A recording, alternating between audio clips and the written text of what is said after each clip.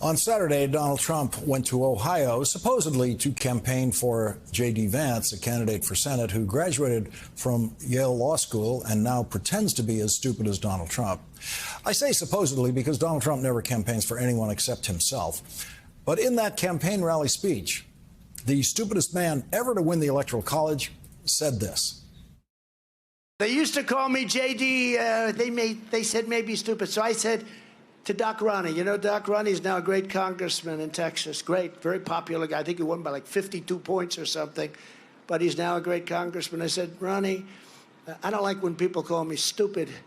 I had great heritage, an uncle who was a great genius, a father who was a genius. Everybody, we have a lot of geniuses. Mary, let me begin with the question about how you're feeling since you weren't mentioned in the genius section of the Trump speech about all of the geniuses in your family. I'm crushed, although I would like to point out to Donald that sometimes genius skips a generation. But clearly he wasn't factoring that into his calculations. I do find it fascinating that he thinks just because my uncle was a physicist and my grandfather was really good at using federal money to screw working people over, that somehow redounds to Donald's intelligence. Yeah, what? I want to turn what do you say, man, woman, camera, person? I don't know. I want to turn to your professional insight here as a psychologist. What you're seeing when you see a patient, let's call him that, up there with a microphone talking about, I don't like it when people call me stupid. And then he goes on to draw more attention to people calling him stupid and then attempts to prove that he's not. And I think it's an objective listener could say he did not prove that. What is happening psychologically with that person?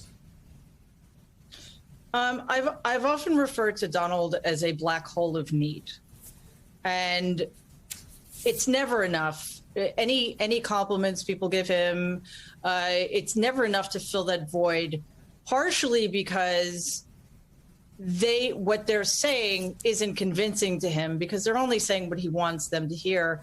And also because he knows it isn't true. He knows he's a deeply unintelligent person. He knows that he's severely damaged and has severe limitations. So he's always trying to fill a need that is unfillable. And it's sort of like when he talks about love, it's clear that he doesn't understand what it is because he's never had experience with it. And it ends up, as you say, just proving the point he's desperately trying to avoid having been proven. So that clip you showed was a perfect example of how he keeps digging and then he gets distracted by another example of his narcissism, which again is unending.